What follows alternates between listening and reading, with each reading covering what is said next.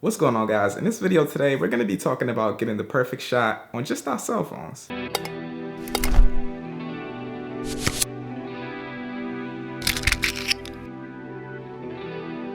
Now, typically when we think about getting the perfect shot, we're often thinking about what focal length we should be at, what aperture we should be at, what shutter speed we should be at, as well as the angle that we should be at. One thing that a lot of us do is we disregard the fact that our cell phones are a viable option in a lot of these scenarios. Our cell phones now have 4K video, super slow motion, good aperture range for photography, as well as the portability aspect that our cameras do not have in most of these instances. Now, sometimes you just don't want to carry around a big camera. Sometimes the different environment that you're in is not going to call for having a camera, and cameras are just loud. So what better object to use than our cell phones? We always have them in our pockets. We're always using them to document our days, through stories on Instagram, through posts on Snapchat, through pictures of freaking food. We always use our cell phones. So in this video today, I'm going to go over the different applications that I use, as well as the top tips and the techniques that I use to get the best shot on my cell phone. So here we are on my iPhone, and it looks cool, but let's just make it look a little bit better real quick.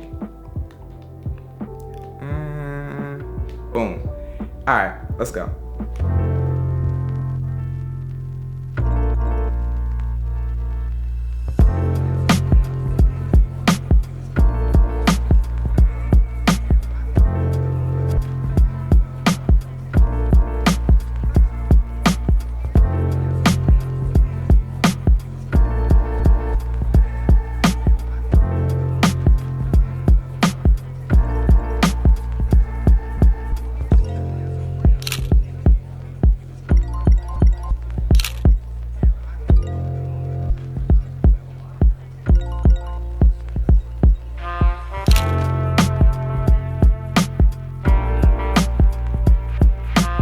Now, I've used pretty much everything that you could think of to enhance the experience of creating on your mobile phone. I've used gimbals, I've used lenses, I've used different stabilizers, I've used it all, but at this moment currently, the only thing that I use to enhance my experience for photo and video is by Moment. If you have no idea who Moment is, they're a company who produce pretty quality accessories for your mobile phone. They have really cool and functional cases, as well as lenses. And what I specifically use is I use the photo case, and I also use the wide lens that they have. The best thing about this system that they have is it prevents imperfections and distortion with your photos and videos. Most other companies that build lenses for your phones, they just are clip-on. So it's really no way to tell if you're putting it in the exact same space every time.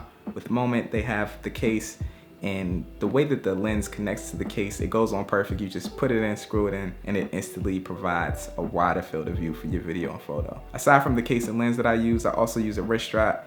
And I like this just because it makes you carrying around your phone just so much more enjoyable in pretty much every aspect. I hate when I have my phone and I have to go in my pocket and reach for it and shuffle through everything else that's in my pocket to pull it out. I can just grab it by the strap, the wrist strap, and just pull it straight out. And when I just want to have my phone in my hand, but not exactly in my hand and dangle it, I can trust it with this because it's high quality. If you look at mine, you can see that I beat it up for a while. It still looks good, it's still functional. I love everything that Moment's doing with the accessories. And these are quality lenses, man. You can just see by the build of them, the way they look cool. They have a nice weight to them, they're dense. They're just really quality lenses. So if I'm ever out and I'm taking photos or doing video on my phone, I'm using specifically this case and specifically this lens. Aside from the case and lens that I use, Moment does have other lenses and other cases available as well. Moment also has a fisheye lens, a telephoto lens, as well as a macro lens as well. So if you're interested in anything that Moment's producing, I'll leave a link down in the description for you all to check it out. Head over there and just see what they got, man. The aspect of mobile photography isn't way different from regular photography, but it does have its differences. A lot of the times when I'm taking photos on my main camera, I use the depth of field action to kind of separate the subject from the background and create more flattering images. Now with mobile photography, you don't really have that aspect of you being able to use that much depth of field, if that makes sense. So one of the main things that I do and I like to focus on when I'm shooting mobile photography is basically just composition. Composition, different layers, foreground, background, and just placing your subject in good places. I find that these are the things that really help your mobile photography really stand out. You don't have that telephoto lens with a nice aperture to separate the subject that you're shooting from the background and make it look all cool. You really have to get into spaces and make things look cool with the perspective of problem. So whenever I see a symmetrical thing, whether that be an alleyway or something that looks the same on both sides, two poles, I always look for symmetry, and I always look to frame shots good when I'm doing mobile photography. You can't really go into it expecting to take the exact same photo that you took on your camera with your phone. Before we get into the next aspect of getting the perfect shot on your phone, I want to give a really quick shout out to the lovely people over at Squarespace for sponsoring this episode. If you have no idea who Squarespace is, it's the all-in-one platform for pretty much everything that has to do with websites. They have domains, they have templates. It's just a good space to be if you're trying to do anything relative to a website. Squarespace has beautiful all-in-one designer templates that require no updating, no knowledge of coding, none of that confusing backend stuff. It's pretty much all there on the website. You just go in, choose the theme that you want, get your website started. Squarespace also has award-winning 24/7 customer support, so if you ever find yourself in a jam or you don't know what's going on, just hit them up through the chat or the email, they'll hit you right back. If you're interested in bettering your online presence with a website, head over to squarespace.com right now for your free trial. And you can also head over to squarespace.com/YCImaging for 10% off your first purchase. Let's get back into getting the perfect shot on your phone. So as far as mobile photography editing goes, I only use one application. It's the same applications that I use on my computer. I only use one app for photo editing, and that's Adobe Lightroom. And that's for a few different reasons.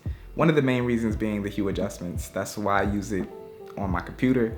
Same reason why I use it on mobile. I'm used to it. It has so many different adjustments. So let's just hop into Lightroom Mobile. I'll show you all how I briefly edit my photos. What I like to do is I like to stick to one color theme. I have one color preset that I've created on one photo, and I basically just copy and paste it from other ones. So this is one photo that I've edited a few weeks ago. I'll just go in, copy the settings, and I'll go to a picture here.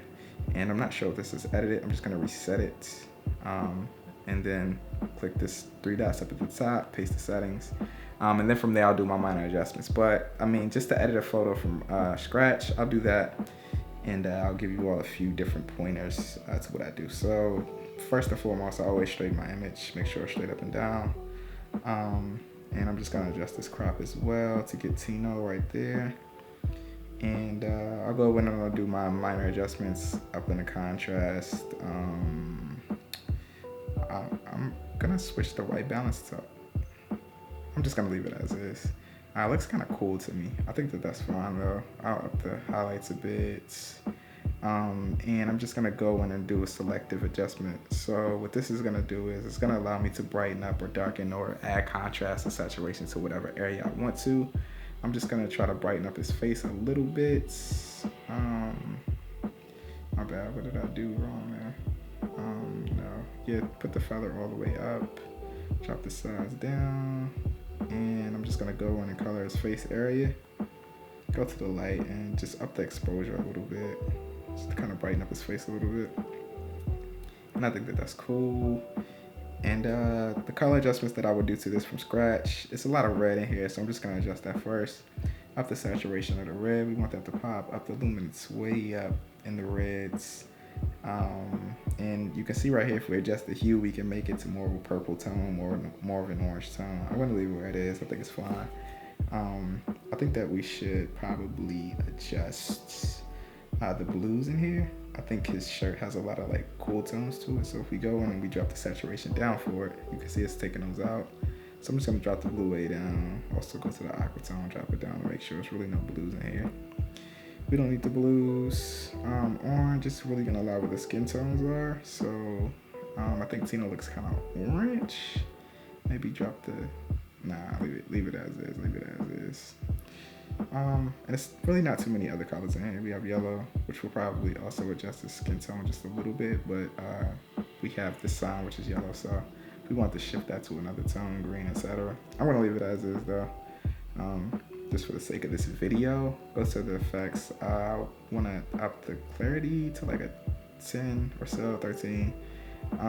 And I also wanna add a vignette just to give it a little bit more dramatics, up the midpoints, feather it way out, etc. Lens corrections won't work with the lens that I'll be using. But that's just a brief edit to it. You can also do tone curve adjustments. So if you wanted to put a little bit of a fade on there, you can do that. Get it a little bit moody. And want it to be a little bit warmer. Maybe adjust it that way a little bit. I don't know, it's just a bunch of things that you can do in Lightroom. Like I said, I have a preset color that I use for all my photos. All these pictures in here were edited with that. This is the original you can see right there. And that's just me pasting it from my other photos. Original photo there.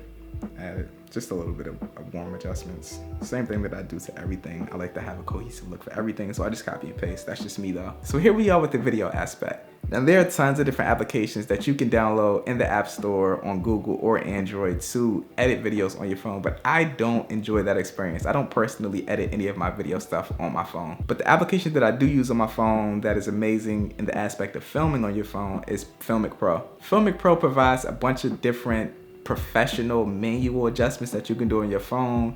It's very similar to what you can do on your camera. It just makes the experience of filming on your phone a lot better. You can go in and you can adjust frame rates, you can adjust quality, you can adjust the manual focus, you can do manual expose, you can do pretty much everything that you can do on your camera. It's just an amazing app, and it unlocks the potential with your phone so much broader than just using the in-body, the in-phone, the in-software camera app. A few of the things that I love about Filmic Pro is the aspect of you being able to go in and change the quality of what you're filming, as well as you being able to do manual focusing. You can do focus pulling shots, which would never be possible using the autofocus on your phone. You can create different profiles in Filmic Pro as well, which is also super helpful. So if I know for a fact that I want to get a 24 frames per second 4K shot, I can just click on my 24 frames per second profile. And if I want to do 1080 slow motion for 60 frames per second or even higher, I can just create a profile for that as well. It makes it easy for switching from different things. On Apple, if you want to go to slow-mo, you have to go into settings, and then you have to go back to the app, and it's just a headache. It costs, but I think it's worth it. If you're into this and you want to be able to create some professional stuff on your phone, it's definitely worth the money. Now with filming with my phone, there's a few different techniques that I use to get the most cinematic shots. One of them is movement. Now when I move with my phone, I only like to extend the phone within the reach of my body, if that makes sense. When I'm about to film a cinematic shot on my phone, what I'll do is I'll hold it really tight to my chest or to my face, and I'll lean my body all the way back. The next thing I'll do is I'll just shift my body all the way to the other side while holding the camera in the exact same place, and it just kind of prevents those micro jitters that you might have gotten if you would have just moved your arms. I only move my camera within the means of where my body can take it. When you start to add in footsteps to the shots, it kind of makes it bouncy, and it kind of makes it hard to fix in post, and it's some things that the in-body stabilization just can't fix when you're adding too much shape to it. So that's what I like to do when I'm trying to get cinematic shots. I like to keep them short and sweet. I don't add footsteps to it often, but when I do, I'll just go into post and I'll add in some warp stabilization to it and just put it to a really low setting to where it doesn't look too noticeable or too warpy or cheesy looking. That's it, guys. That's the different equipment, applications, and techniques that I use personally to get the best shots out of my mobile phone. If you all enjoyed this video, make sure to drop me a like, comment, also subscribe to the channel if you're new here. Peace out, guys.